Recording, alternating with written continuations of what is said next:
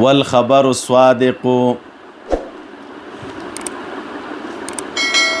او بل سبب د اسباب د علم نه مولوی صاحبانو الخبر الصادق خبر صادق دی.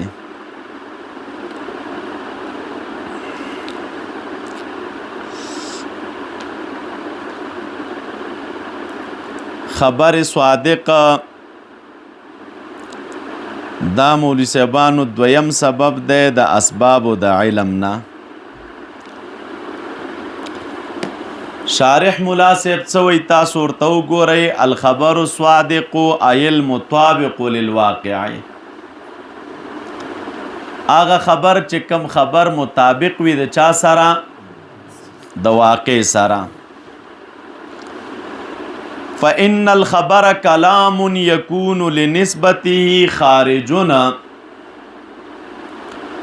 ځکه دا خبر وی کلام دی چې د نسبت د پاره به یو خارج وي. تطابق تلك النسبه، چې مطابق به وي دا دغه نسبت سره، فيكون صادقا. او لا تطابقه، یا به مطابق نوي دغه نسبت سره، فيكون كاذبا، نو دا بس شي وي.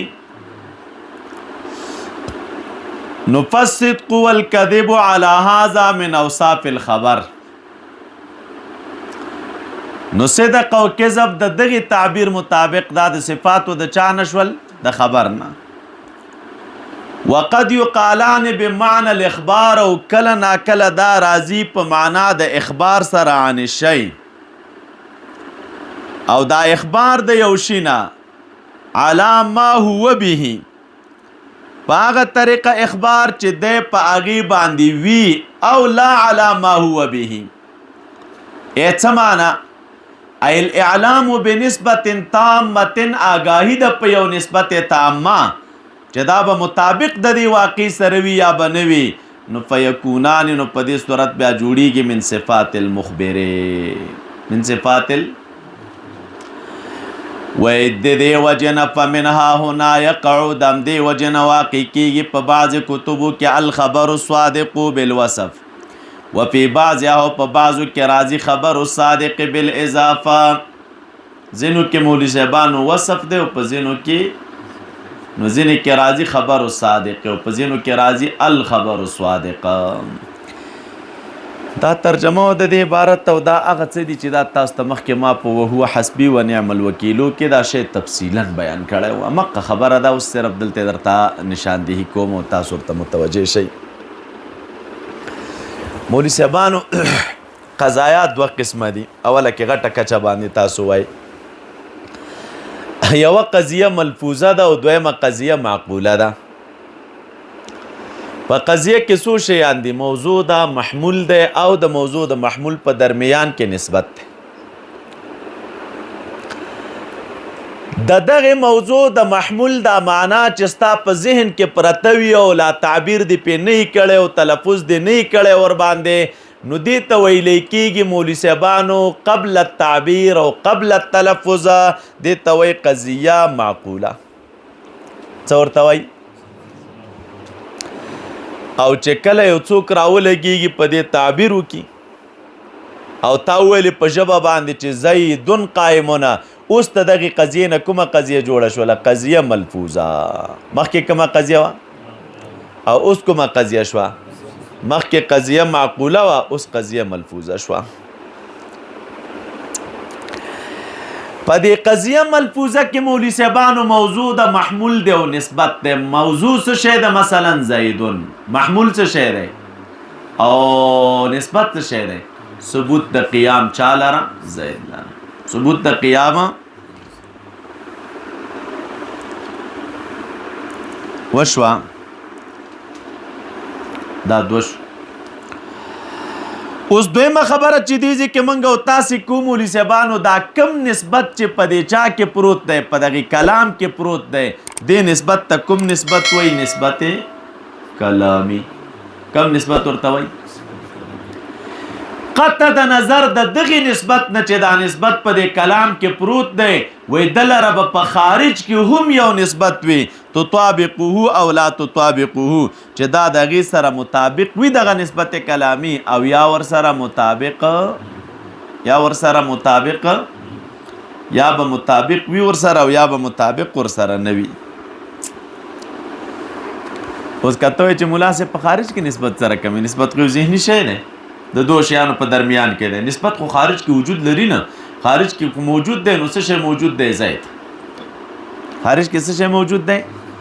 نو دوی راغله جواب کې وې دا نسبت ته چې من خارجي وایو نو دا خارجیت د نسبت دا به اعتبار المنشأ دی خارجیت ته نسبت په اعتبار یعنی خپل نسبت په خارج کې نشته دی د دې نسبت هغه منشأ په خارج کې ده د دې نسبت څه شی او هغه منشأ چې په خارج کې ده نو هغه څه شی دا منشأ وای کون د موضوع ده په داسې یو حالت باندې چې یا ورته ثبوت د قیام کیږي او یا به تنه سلب د قیام کیږي کون د موضوع ده په خارج کې په داسې حالت چې یا به او یا به لکه مثلا تا ولی زیدون قائم نو دا زید په خارج کې د سی ولید څه چلو شه او زید په خارج کې د سی ولید څه چلو شه نو اوس خو قایمون څوک نه وایي کنه نو کون د موضوع ده په خارج کې په داسې یو هیئت چې ورته ثبوت د قیام کیږي او یا به نه سلب د قیام کیږي نو نسبت خارج کې نشته دا نسبت ته چې من خارجي وایو نو خارجیت د نسبت دا به اعتبار المنشأ ده د منشأ ده او به اعتبار المنشأ څه معنی کون د چا په داسې حالت چې یا به ثبوت محمول ورته کیږي یو قیام نه عام خبر ثبوت د محمول ورته کیږي یا با په دې باندې موږ چې کله مازغه خلاص شو مولوی صاحبانو اوس دویم ټکی ته راشي دویم دا ځای د مولوی صاحبانو اوس فکر وکړئ دا کم نسبت چې په دې جمله کې دی ته نسبت کلامی وایي دې ته حکم وایي او دې ته حکایت وایي څه شی ورته وایي نسبت کلامی حکم او دا نسبت چې کم په خارج کې دی نو دې ته نسبت خارجي وایي محکی عنه ورته وایي او نفس الامر واقع ورته وایي دا شی او د بس تعبیرات بدل دي صرف اعتباری فرقونه دي شیانو په درمیان کې نو چې اعتباری فرقونه شول مولوی صاحبانو نو اوس وګورئ دې ځای کې صدق راغی او کذب راغی نو صدق چاته ویلې کېږي او کذب چاته ویلې کېږي و صدق عبارت ده د مطابقت د حکم نه د چا سره د نفس الامر او د یو تعبیر صدق عبارت ده د مطابقت د حکایت نه د ماکیانو سره صدق عبارت ده د مطابقت د نسبت کلامی نه د نسبت خارجي سره د مطابقت د چانه د نسبت کلامی نه د پدې تاسو پوښولای هر تعبیر چې کوي شی یو دی اوس به ته مناسب چې مطابقت د نسبت کلامی د نسبت خارجي سره کم راځي مطابقت د حکایت ماکیانو سره کم راځي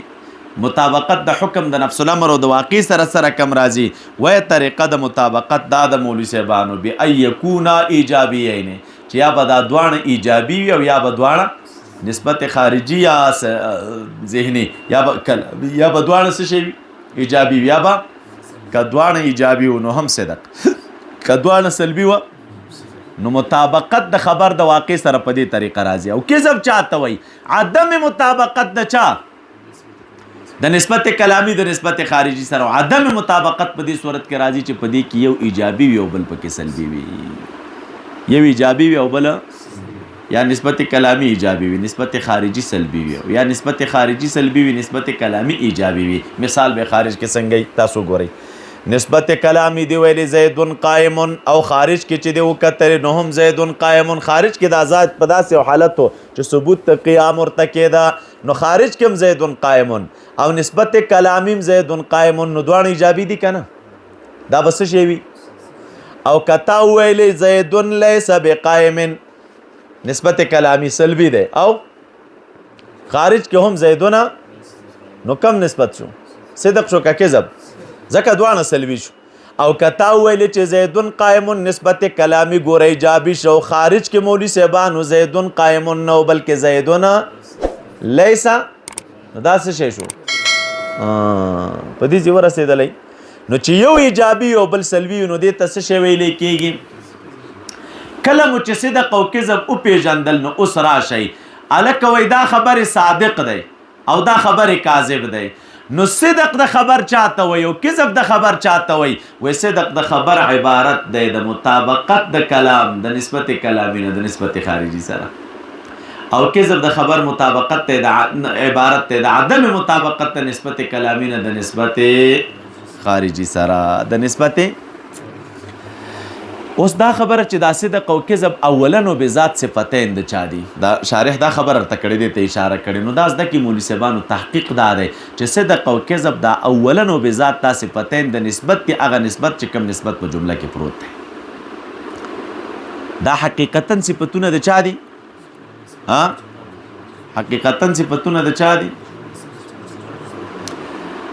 او دغه صدق او کذب د جملې صفت هم راځي لکه دې کې د خبر صفت راغلی دی نو دا جملې او د خبر صفت چې راشي نو دا مولوي صاحبانو حقیقتا نه دی بلکې مجاز دی ولې ځکه دا نسبت چیرته دی او په همدې جمله کې دی چې دا نسبت په جمله کې پروت دی نو د دې وجې نه صدق او کذب صفت د چا هم راځي د جملې هم راځي صفت د چا هم راځي او په دې اعتبار باندې چې په دې جملې باندې تکلم او قول څوک کوي قائل کوي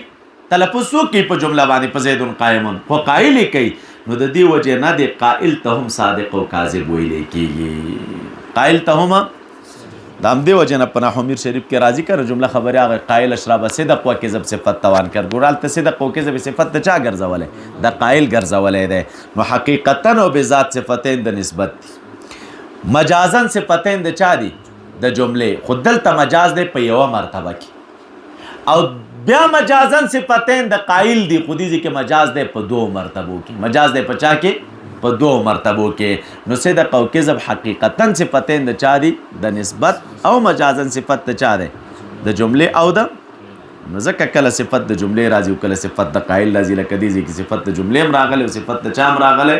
د قائل هم راغلی پوه شوئ په دې باندې اوسه تاسو اوس عبارت ته وګورئ راځئ مولوي صاحبانو والخبر صادق نو خبر صادق سمانا ای المطابق للواقع آغا خبر چې مطابق د واقع سره لکه خبر مطابق د واقع سره کم راځي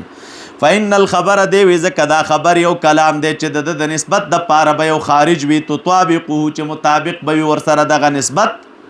او لا تطابقه یا ور سره مطابق نه وي نو که مطابق ور سره نو فیکون صادقا نو دا به صادق وي نو مطابقت په کم صورت کې راته په دې صورت کې چې دواړه ایجابي وي یا به ور سره مطابق نه وي په دې صورت کې چې یو ایجابي وي او بل سلبي وي نو فیکونو کاذبنا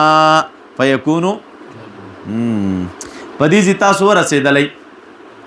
فالصدق والکذب دی وی صدق او کذب علی هذا بنا پام دی باندې من اوصاف الخبر دا د اوصاف د چا نشول د خبر نشوله دا کم تعریف چې مونږ وکړو دغه تعریف مطابق اوس دا صفتین د چا دي د خبر وقد يقال ان یو کله نا کله چې دا حملیږي او راځي په معنا د اخبار عن شی سره علی ما هو به پاغه طریقه چې دا شی پاغه باندې وي په نفس الامر او په واقع کې سمانا یعنی ته د یو شي داسې خبر ورکړي چې دا شی په هغې صفت متصف په نفس الامر واقع کې وي نفس الامر واقع کې هم دقسې وي او لا علا ما هو به یا ته راولګېږي اعلام ورکړي او خبر ورکړي د یو شي خو په هغه صفت چې دی ورباندې په نفس الامر واقع کې نه وي تا خبر یو شان ورکړه په نفس الامر په واقع کې بل شان نفس الامر واقع کې څه شی وه څه معنا ایل اعلام و آگاهی د په نسبت تام چې مطابق وي د واقع سره یا مطابق نه وي ورسره یعنی آگاهی د په دغې نسبت چې دا نسبت به یا مطابق وي او یا به نه وي نو فیکونان نو چې اعلام او آگاهی شوه نو بنا په دې باندې دا بیا دي د صفاتو د چا نه د صفاتو د صدق او کذب صفتین د چا شولوس خو دا مجاز شو په څو کې په دو مرتبو کې نو فمنها هنا د همدې وجې نه ته به وینې مولوي صاحبانو په بعضې کتبو کې الخبر صادق صادق صفت د چا دی دې ځای کې د خبر الخبر صادق او په بعضو کې به وینې خبر صادق په اضافت سره خبر د صادق نو دې ځای کې صدق صفت د چا دی